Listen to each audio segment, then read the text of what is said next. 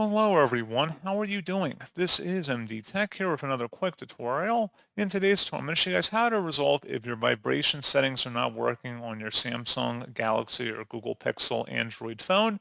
So basically, if you want to turn on vibration mode and it's been disabled for some reason, or the vibration and haptics have been disabled.